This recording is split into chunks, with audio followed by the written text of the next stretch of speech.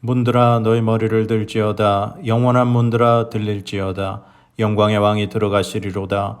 영광의 왕이 누구시냐? 강하고 능한 여호와시요 전쟁에 능한 여호와시로다. 아멘. 오늘 우리에게 주시는 하나님 말씀은 요한복음 14장 22절에서 26절까지의 말씀입니다. 오늘 우리에게 주시는 하나님의 말씀을 우리 같이 한 목소리로 우리 봉독하도록 하겠습니다. 가룟신 아닌 유다가 이르되 주여 어찌하여 자기를 우리에게는 나타내시고 세상에는 아니하려 하시나이까? 예수께서 대답하여 이르시되 사람이 나를 사랑하면 내 말을 지키리니 내 아버지께서 그를 사랑하실 것이요 우리가 그에게 가서 거처를 그와 함께 하리라. 나를 사랑하지 아니하는 자는 내 말을 지키지 아니하나니 너희가 듣는 말은 내 말이 아니요 나를 보내신 아버지의 말씀이니라. 내가 아직 너희와 함께 있어서 이 말을 너희에게 하였거니와 보혜사 곧 아버지께서 내 이름으로 보내실 성령 그가 너희에게 모든 것을 가르치고 내가 너희에게 말한 모든 것을 생각나게 하리라. 아멘. 오늘도 거룩한 주의 전에 오신 여러분들을 주의 이름으로 환영하고 축복합니다. 하나님은 여러분을 사랑하십니다. 하나님의 말씀으로 오늘도 그 하나님의 사랑을 느끼시기 바랍니다. 혹시 실전화기라고 아세요? 어릴 적에 가지고 놀았던 장난감이죠. 긴 실 양쪽 끝에다가 종이컵을 달아서 한쪽 편에서 이렇게 그 컵에다가 대고 말을 하면 다른 쪽에 있는 사람이 그 컵을 이렇게 귀에다가 갖다 대면 그 말소리가 들립니다. 거리가 좀 상당히 떨어져 있어도 그 말소리가 그 실을 통해 전달돼서 다른 쪽 컵에 전달이 되는 그런 장난감이었죠. 어릴 적에 동생과 방에서 이쪽 방과 저쪽 방에서 그 실전화기를 통해서 그렇게 한번 얘기를 해봤던 기억이 얼핏 났습니다. 이 실전화기, 요즘 아이들은 아마 이해를 못할 거예요. 요즘은 핸드폰으로 하면 되니까. 어릴 적에 왜 부모님 세대들이 어릴 적에 우리는 먹을 게 없어서 뭐 굶었다 뭐 그런 얘기를 하면 되는데 아이들은 그 얘기를 들으면 그렇게 얘기한다 그러죠. 아니 라면 끓여 먹으면 되는데 왜 굶냐고. 예, 요즘은 핸드폰이 뭐 그냥 너무 우리 일상의 필수품이 되다 보니까 전혀 그런 거를 이해를 못하지만 어릴 적에는 그 집안에 전화 한 대가 또 있을까 말까 한 그런 시절이다 보니까 그 실 전화기를 가지고서 마치 전화기 놀이를 했던 그런 기억이 우리들에게 있습니다. 근데 저는 이제 가끔 그런 생각을 했어요. 이 실 전화기의 소리가 사실 또렷하진 않죠. 그러나 알아들을 수는 있습니다. 마찬가지로 그 실 전화기에서 들리는 음성처럼 하나님이 나에게 이렇게 그냥 조그맣게라도 이렇게 말씀을 해주시면 좋지 않을까라는 그런 생각을 할 때가 참 많았어요. 하나님이 제 귀에다 대고 어떤 문제에 대해서 이렇게 말씀을 해주시거나 뭐 답을 해주시거나 위로의 말씀을 전해주시면 얼마나 좋을까라는 그런 생각을 참 많이 했었습니다. 어떤 분들 중에는 정말 하나님의 음성을 내가 들었다라고 하시는 분들이 있습니다. 뭐 간증을 통해서도 그런 얘기를 듣기도 하고 우리 주변에서 하나님의 음성을 들었다라고 하는 분들의 이야기를 간혹 들을 수 있어요. 그런데 그분들이 들은 음성이 정말 하나님의 음성인지 아닌지 뭐 그건 우리가 판단할 수 있는 문제는 아닙니다. 성경에도 하나님께서 직접 사람에게 음성을 들려주시는 그런 말씀이 분명히 있습니다. 그렇기 때문에 하나님께서는 뭐 과거에만 그러시고 지금은 안 그러시는 하나님은 아니기 때문에 지금도 하나님의 음성을 들려주시고 그 음성을 듣는 사람은 분명히 있을 수 있습니다. 성경에 모세, 사무엘, 바울 이 세 사람이 등장을 하는데 공통점이 있습니다. 바로 하나님께서 이 세 사람은 이름을 2번씩 부르시면서 처음 그들에게 말씀하셨다는 사실이에요. 모세는 출애굽기 3장에서 하나님께서 모세야 모세야 네 발에서 신을 벗어라. 내가 선 곳은 거룩한 땅이다. 하시면서 이 모세를 만나주시는 말씀이 나옵니다. 그리고 사무엘은 사무엘상 3장에 그 회막 곁에서 잠들어 있는 사무엘을 하나님께서 사무엘아 사무엘아 부르시면서 그에게 이제 엘리 제사장 집안의 그 일을 말씀해 주시는 그 장면이 나오죠. 그리고 사도 바울에게는 사도행전 9장에 보면은 사울아 사울아 내가 왜 나를 핍박하느냐라고 하면서 이 사울을 만나 주시고 그가 완전히 변화되고 회개하면서 새로워지는 그 말씀이 등장을 합니다. 이처럼 하나님께서 이 세 사람에게 이름을 불러주시면서 그들을 만나주시고 그들에게 말씀을 전해주셨습니다. 지금도 이런 일은 분명히 있을 수 있습니다.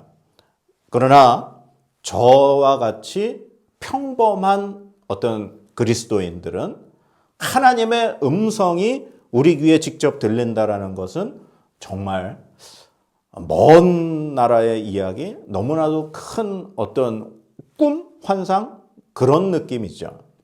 하나님께서도 과연 왜 우리에게는 명호야 명호야 하면서 우리의 이름을 불러주시거나 그렇게 음성을 얘기해 주시지 않을까라는 그런 생각을 할 때가 참 많이 있습니다.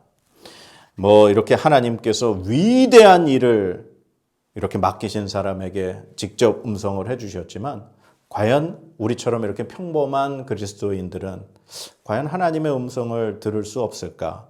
그런 질문을 가지고 우리 계속 말씀을 한번 나아가 보도록 하겠습니다. 오늘 본문은 요한복음 14장입니다. 이 요한복음 14장은 우리가 이제 예수님의 일생 가운데 마지막 부분에 있는 말씀입니다.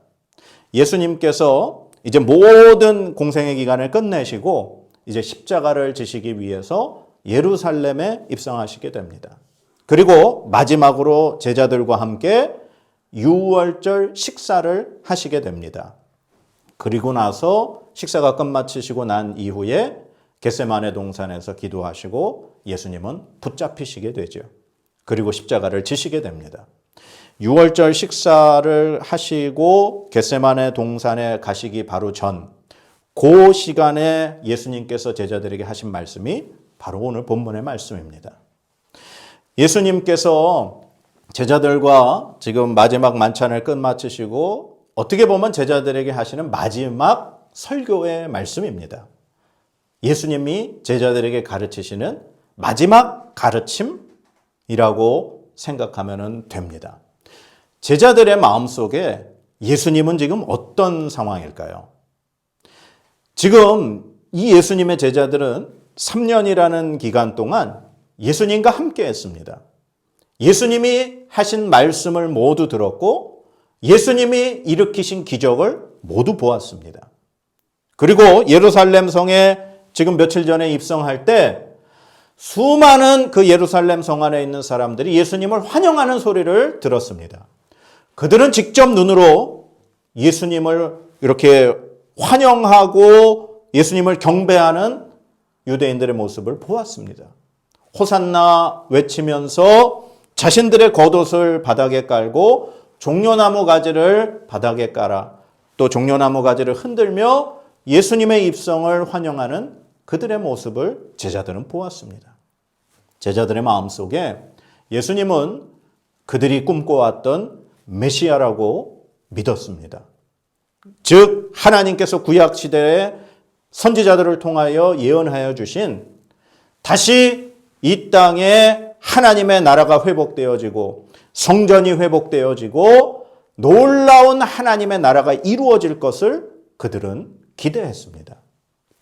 그래서 지금 로마의 핍박하에 있는 자신들의 민족이 자신들의 나라가 그곳으로부터 벗어나고 회복되어지고 독립된 국가를 이룰 것이라고 그들은 생각을 했습니다. 그런데 이 유월절 식사 자리가 끝날 무렵에 예수님이 이상한 행동을 하십니다.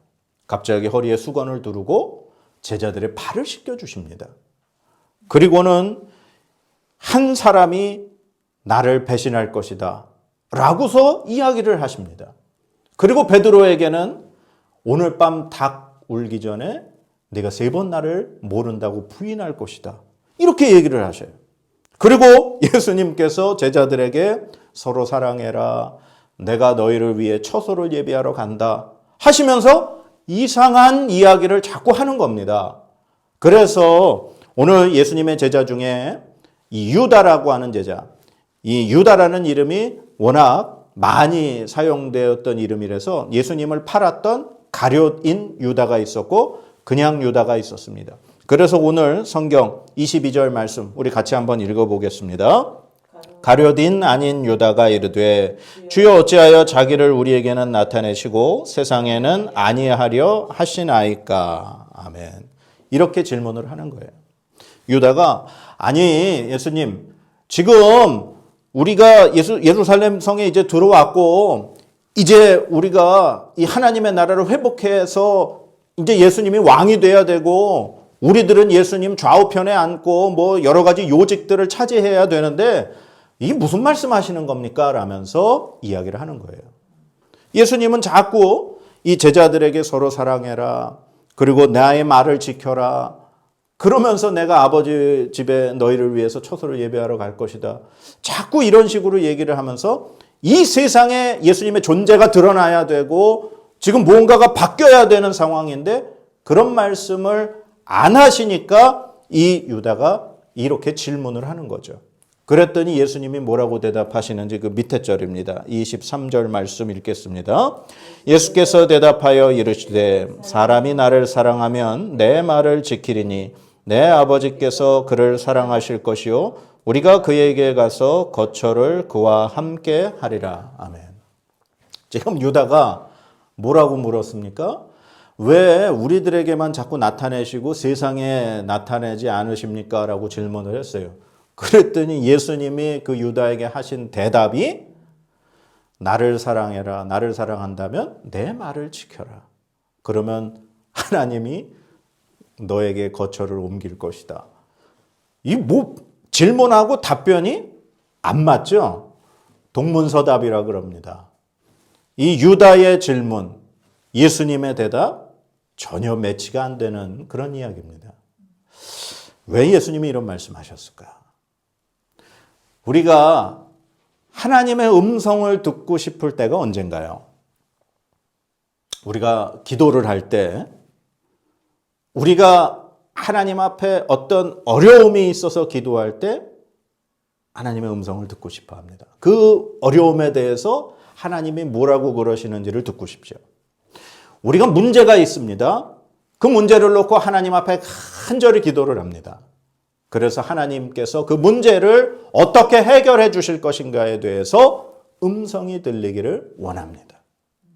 그런데 과연 우리는 하나님 앞에 그 어려움과 그 문제를 놓고 기도할 때 하나님의 음성을 들으려고 하는 걸까요?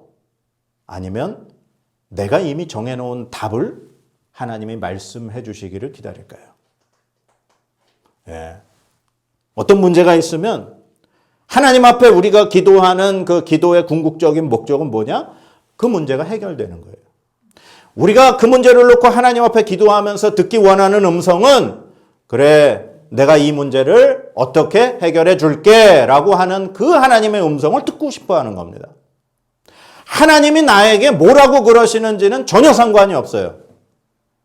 그 어려움에 대해서 하나님이 그것에 대해서 뭐라고 말씀하실까를 귀 기울이지 않습니다. 내가 이미 답을 정해놓고 하나님의 음성을 들으려고 하는 거예요. 내가 정한 이 답의 음성이 아니면 그건 하나님 음성이 아니라 그래요. 내가 정한 이 답과 전혀 상관없는 말씀을 하시면 무슨 말씀하시는 거예요? 이거에 대한 답을 주세요라고 끝까지 기도를 하게 되는 것이 우리의 모습입니다. 하나님 앞에 기도할 때 우리는 하나님의 음성에 귀 기울이는 것이 아니라 내가 원하는 것에 말씀을 하시느냐 안 하시느냐를 기다리는 것이 우리의 모습입니다. 그런데 하나님의 그 뜻을 진정으로 깨닫게 되는 딱 때가 오게 됩니다. 그것이 언제냐? 오늘 본문 말씀 26절에 있는 말씀입니다. 우리 26절 말씀 같이 읽어볼까요? 보혜사 곧 아버지께서 내 이름으로 보내실 성령 그가 너희에게 모든 것을 가르치고 내가 너희에게 말한 모든 것을 생각나게 하리라. 아멘. 성령 하나님이 우리에게 임재하셔서 우리에게 충만하게 역사하실 때 그때 하나님의 뜻을 깨닫게 하십니다. 그리고 하나님의 음성을 듣게 하시고 하나님의 마음을 생각나게 하십니다. 그것이 바로 진정한 하나님께서 우리에게 말씀하시는 음성입니다. 우리가 아무리 우리의 것을 가지고 아무리 괴로움과 어려움 속에 있다 할지라도 내가 이미 답을 정해놓고 그 답을 듣기 위해서 기도하면 하나님의 음성은 절대 우리 귀에 들릴 수 없습니다.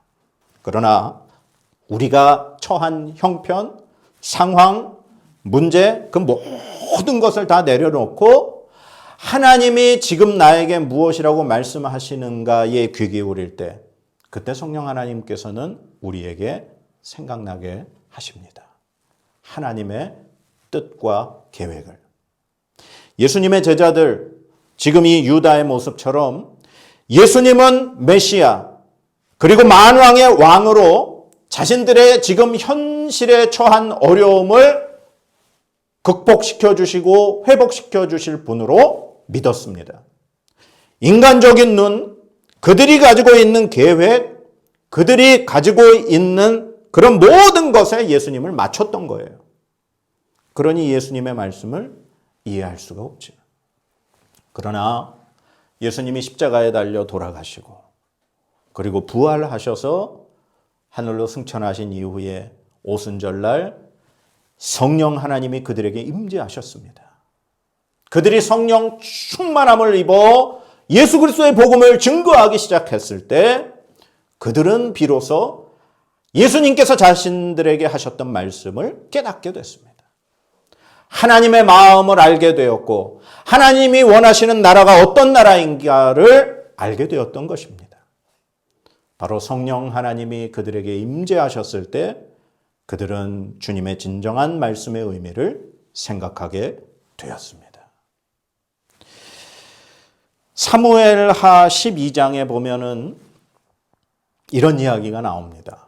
다윗 왕이 우리야의 아내를 범하게 되죠.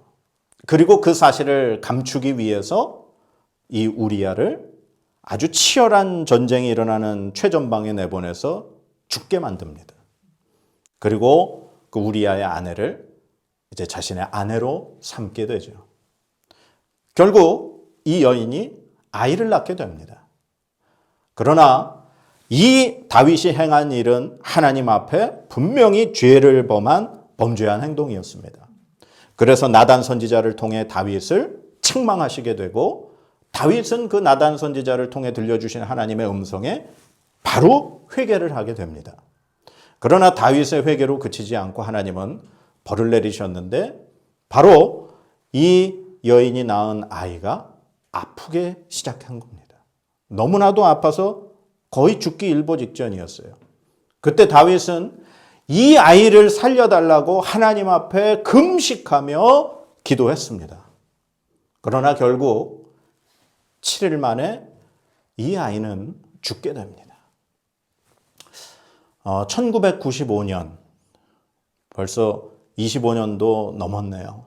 11월 달에 제 친어머니가 암으로 세상을 떠나셨습니다. 제가 중고등학교 이 사춘기 시절 그리고 이제 군대를 막 갔을 때 참 말썽 많은 아들이었습니다. 사춘기를 얼마나 정말 극성하게 보냈는지 정말 사고뭉치 집안에서 골치 아픈 아들이었죠. 근데 이제 군대에 있는 동안에 어머니가 암에 걸리셨고 그리고 수술을 했지만 결국 제가 제대했던 95년도에 11월 달에 이제 세상을 떠나셨습니다. 어머니가 그 암으로 투병 생활 하시는 그 기간에, 그리고 제가 제대하고 나서 온 가족들이 하나님 앞에 간절히 기도했습니다. 하나님께서 이 어머니의 병을 고쳐주셔서 정말 기적적으로 다시 살아나기를 원했습니다. 하나님 앞에 기도할 때 이미 마음에 답을 정해놓고 기도한 거예요. 하나님께서 우리 어머니의 병을 고쳐주실 것이다. 다시 살려주실 것이다. 라는 답을 이미 가슴에 품고 기도했던 것이죠. 그러나 하나님께서는 어머니를 주님 품으로 데려가셨습니다. 기도가 응답이 안 됐던 거죠. 너무나 제 마음과 가족들의 마음에 큰 상처가 됐습니다. 어머니가 돌아가신 날 왠지 성경을 읽고 싶었어요. 그래서 성경을 제가 그동안 쭉 읽어오던 성경을 펼쳐서 읽었는데 그게 바로 사무엘하 12장의 말씀이었습니다. 그런데 그 12장 말씀에 그 아이가 죽고 나서 다윗의 신하들이 그 아이가 죽고 나니까 어쩔 줄을 몰라 했어요. 아니, 왕이 지금 아이가 죽기 전에도 저렇게 금식하며 저렇게 힘들어 했는데 아이가 죽은 것을 알면 얼마나 이 왕의 마음이 상할까 걱정을 했던 거죠. 그런데 다윗 왕이 이 신하들이 수근수근거리는 소리를 듣자 물었습니다. 아이가 죽었느냐? 그러자 신하들이 죽었다라고 대답을 했죠. 그랬더니 이 다윗 왕이 어떻게 했는지 아십니까? 아이가 죽었다는 소리를 듣자 옷을 갈아입고 머리에 기름을 바르고 하나님의 성전에 나아가 하나님께 경배를 올려드립니다. 그리고 음식을 내오라 그래서 음식을 먹기 시작합니다. 다윗 왕의 신하들은 이상했습니다. 아니, 아이가 죽기 전에 살아있을 때는 그렇게 금식하며 괴로워하시더니 아이가 죽은 다음에 왜 음식을 드십니까? 라고 신하들이 다윗 왕에게 질문을 했습니다. 그때 다윗 왕이 이런 고백을 합니다. 바로 사무엘하 12장 22절에서 23절 말씀입니다. 이르되 아이가 살았을 때에 내가 금식하고 운 것은 혹시 여호와께서 나를 불쌍히 여기사 아이를 살려주실는지 누가 알까 생각함이거니와 지금은 죽었으니 내가 어찌 금식하랴. 내가 다시 돌아오게 할 수 있느냐? 나는 그에게로 가려니와 그는 내게로 돌아오지 아니하리라 하니라. 아멘. 저는 어머니가 돌아가신 날 성경을 펴고 읽을 때 이 말씀을 읽게 되었고 바로 하나님께서 저에게 말씀하시는 말씀으로 들렸습니다. 하나님께 어머니를 살려달라고 기도했던 것은 제 생각이었고 제 뜻이었고 저의 바람이었습니다. 그러나 하나님은 어머니를 주님 품 안에 안아주셨고 하나님께서 저에게 하신 말씀은 바로 이 말씀이었습니다. 이 말씀을 읽는 순간 하나님의 음성이 들려왔고 하나님의 그 계획과 섭리와 은혜가 가슴 안에 차올랐습니다. 그래서 어머니를 잃은 슬픔에서 조금 위로를 얻는 순간이 되었습니다. 그 이후부터 저에게는 하나님의 음성이 제 귀에 직접 들려지는 그런 음성이 아닌 바로 하나님의 감동으로 된 바로 이 성경 말씀을 통해서 하나님의 음성을 저는 들었습니다. 어려운 순간 어떠한 상황에서도 귀에 들려지는 하나님의 음성이 아닌 바로 하나님의 감동으로 쓰여진 하나님의 모든 것이 담겨있는 이 성경 말씀이 하나님의 음성으로 계속해서 저의 삶을 이끌어 주셨습니다. 사랑하는 여러분, 우리가 기도할 때 우리의 마음에 이미 답을 정해놓고 기도하진 않습니까? 하나님의 음성을 듣고 싶어 하면서도 하나님의 그 말씀의 그 뜻을 구하기보다는 내가 원하는 답을 말씀해 주십시오라고 기다리고 있지는 않습니까? 우리는 하나님의 음성에 귀 기울이기 전에 우리의 모든 것을 하나님 앞에 겸손히 내려놓아야 할 줄로 믿습니다. 그리고 성령 하나님께서 우리에게 충만하게 임재하셔서 우리를 가르치시고 우리에게 인도하시고 말씀하시기를 기다려야 할 줄로 믿습니다. 하나님은 우리에게, 이 평범한 그리스도인들에게 바로 하나님의 감동으로 주신 이 성경 말씀을 통해서 우리에게 말씀하시는 줄로 믿습니다. 그러기 위해서 하나님의 말씀을 가까이 하시기 바랍니다. 지난주에 말씀을 드렸던 것처럼 하나님의 말씀을 여러분들의 마음에 늘 올려놓으시기 바랍니다. 그렇다면 성령 하나님께서 이 말씀을 통해 여러분들에게 하나님의 마음을 생각나게 하실 것이고 하나님의 뜻을 생각나게 하실 줄로 믿습니다. 귀한 하나님의 말씀을 통해서 하나님의 음성을 들으실 수 있는 저와 여러분들의 삶이 되시기를 간절히 기도드립니다. 여호와는 내게 복을 주시고 너를 지키시기를 원하며 여호와는 그의 얼굴을 내게 비추사 은혜 베푸시기를 원하며 여호와는 그 얼굴을 내게로 향하여 드사 평강 주시기를 원하노라. 아멘.